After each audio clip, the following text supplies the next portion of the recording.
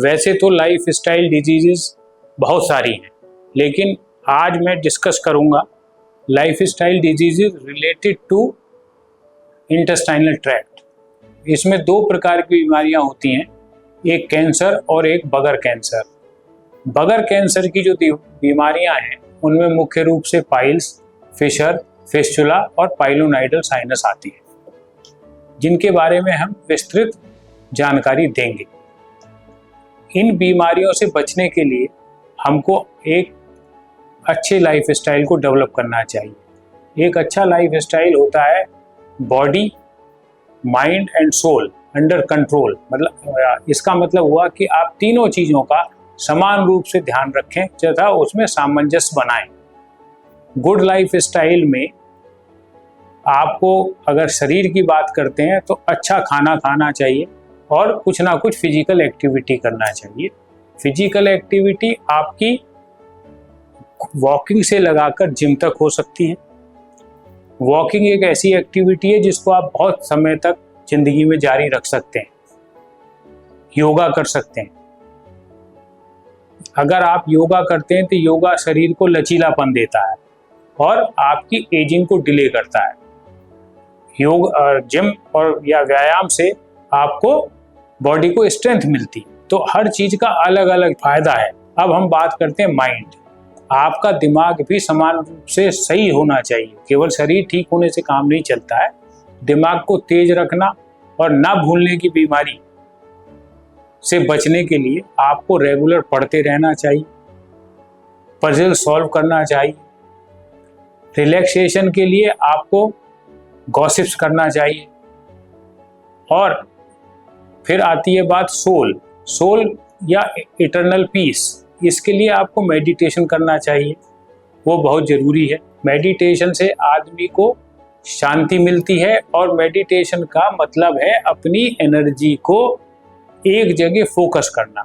जब आप अपनी एनर्जी को फोकस करना सीख जाते हैं तो आप किसी भी काम को चाहेंगे तो बहुत अच्छे तरीके से कर सकते हैं। उसमें आपका ज़्यादा मन लगेगा और अच्छा रिजल्ट आएगा।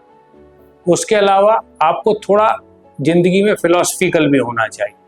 हर चीज़ बिल्कुल कॉपी बुक स्टाइल में या मैकेनिकल रूप से नहीं चलती है। बहुत सी चीज़ें होती हैं कि जब आप पूरा प्रयास करते हैं फिर भी नहीं मिलता तो आप कह सकते हैं भाई मेरे भाग्य में नहीं था।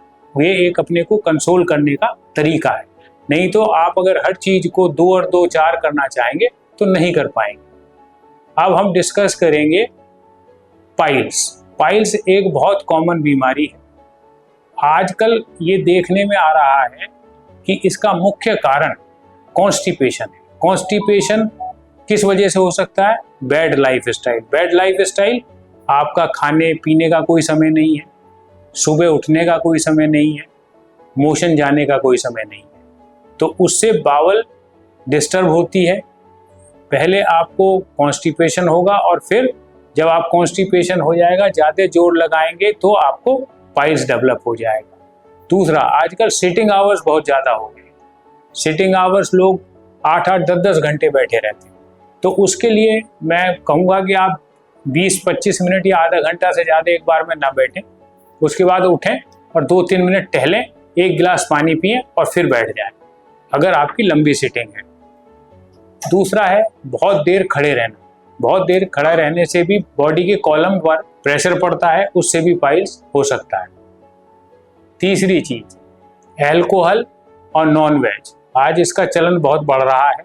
अल्कोहल बॉडी में डिहाइड्रेशन करता है और नॉन वेज खाना आपको फाइबर नहीं होता, उसकी वजह से आपको कॉन्स्टिपेशन होने का संभावना होती है और होता ही है।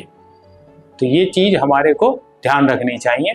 हमको जहाँ तक बात है पाइल्स की से बचने का, तो आप अपना बढ़िया लाइफ स्टाइल रखें। जो चीज़ मैंने बताई है अच्छे लाइफ स्टाइल के लिए उनका पालन करें। अच्छी न्यूट्रिटिव एंड फाइबरस डाइट लें। एक टाइम में बहुत देर न बैठें। एक दूसरा, अपना पोस्चर बदलते रहें, तो इससे आपका पाइल्स होने का खतरा कम हो जाएगा। उसके बाद अगर मान लीजिए हो ही जाता है तो आप डॉक्टर को दिखलाएं। फर्स्ट स्टेज में या अर्ली स्टेज में केवल दवाइयों से ठीक किया जा सकता है, लेकिन अगर बहुत ब्लीडिंग हो रही है, बाहर निकल रहे हैं, बड़े हो गए हैं, तो उसके लिए सर्जरी ही एकमात्र उपाय है। पहले सर्जरी हम लोग करते थे तो उनको काट के निकाल देते थे, जिसमें हफ्ते भर तक मरीज को दिक्कत रहती थी।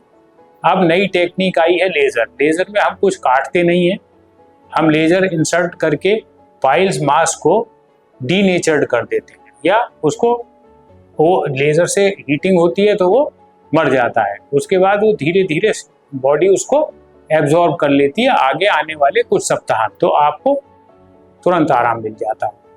अब मैं दूसरी बीमारी पे आता हूँ, वो है फिशर। फिशर में क्या होता है कि आपकी एनल वर्ज पर या आपके एनस के मुंह पर एक घाव बन जाता है। अब क्योंकि आप लैट्रिन तो दोबारा डेली जाएंगे तो वो हील नहीं होता। हील नहीं होता तो क्रॉनिक का मतलब लंबे समय से किसी बीमारी का होना। उसके लिए आपको जो अच्छा लाइफ स्टाइल है मैंने बताया, हाई फाइबर डाइट लें, खूब पानी पिएं और प्रोलॉन्ग सिटिंग से बचें, इर्रेगुलर बाउल हैबिट से बचें। लेकिन अगर हो जाता है तो उसके लिए भी पहले आप कंजर्वेटिव ट्रीटमेंट देना चाहते हैं, उससे अगर हील हो जाता है बहुत अच्छी बात है। अगर नहीं होता है तो लेजर से एक छोटा सा ऑपरेशन है वो कर दिया जाता है और अगले दिन आपकी छुट्टी हो जाती है, और या सुबह कर दें अगर जल्दी तो शाम तक भी छुट्टी हो जाती है। फिर तीसरी चीज आती है पाइलोनाइडल साइनस। जिन लोगों की बॉडी पर बहुत ज़्यादा बाल होते हैं और अपनी हाइजीन को प्रॉपर नहीं रखते, बालों को साफ नहीं करते, तो उनको नीचे की तरफ बाल स्किन में घुसने लगते हैं और एक घाव बना लेते हैं, जिसको हम पाइलोनाइडल साइनस बोलते हैं। तो अपने बालों का ख्याल रखें, अपनी हाइजीन बढ़िया रखें, और अगर ये हो जाता है तो फिर दो ही तरीके हैं, या तो उसको काट के निकाला जाए और फ्लैप किया जाए, या आसान तरीका है लेजर कर दिया जाए और उसके बाद आपको डिस्चार्ज कर दिया जाए। लेकिन किसी भी चीज ट्रीटमेंट के बाद आपको ध्यान रखना चाहिए कि आपके बाल न बढ़ें, उनको समय समय पर सफाई करते रहें।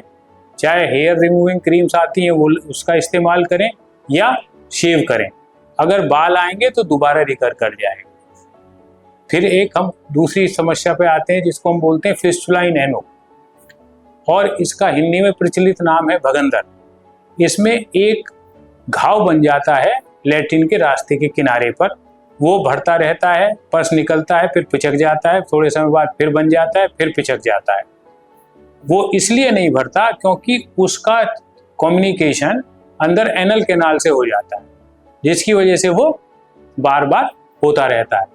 तो उसका इलाज कई तरीके से होता है। एक, या तो हम उसको पूरा काट के छोड़ देते हैं, दूसरा उसको काट के उसके ऊपर फ्लैप लगा देते हैं, और तीसरा जो अब लेटेस्ट है वो है हमारा लेजर सर्जरी।